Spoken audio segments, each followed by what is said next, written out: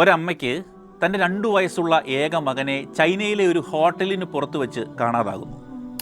തൻ്റെ മകനെ തേടി ചൈനയിലെ വിവിധ ഭാഗങ്ങളിൽ ആ അമ്മ അലഞ്ഞത് 1 അല്ല 2 അല്ല 32 വർഷങ്ങൾ.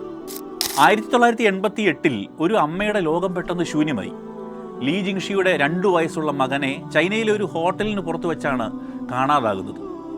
ചൈനയിലെ 20-ലധികം പ്രവിശ്യകളിൽ 100 കണക്കിന് പട്ടണങ്ങളിൽ തൻ്റെ മകനെക്കുറിച്ചുള്ള ലഘുലേഖകൾ വിതരണം ചെയ്ത് ആ അമ്മ അലഞ്ഞു നടന്നു അവനെ തേടി. തൻ്റെ മകൻ എവിടെയോ ജീവിച്ചിരിപ്പുണ്ട് എന്ന് വിശ്വസിച്ചുകൊണ്ട് ചൈനയിലുടനീളം 32 വർഷങ്ങൾ എത്രയേറെ കിലോമീറ്ററുകൾ ആ അമ്മ സഞ്ചരിച്ചു. 2020 ആ വിസ്മയം നടന്നത്. കടന്നുപോയ വസന്തങ്ങൾക്കും ശിശിരങ്ങൾക്കും അവസാനം ചൈനീസ് പോലീസ് ആധുനിക DNA ടെക്നോളജിയുടെ സഹായത്താൽ ലീ ജിങ്ഷിയുടെ മകനെ കണ്ടെത്തുകയാണ്.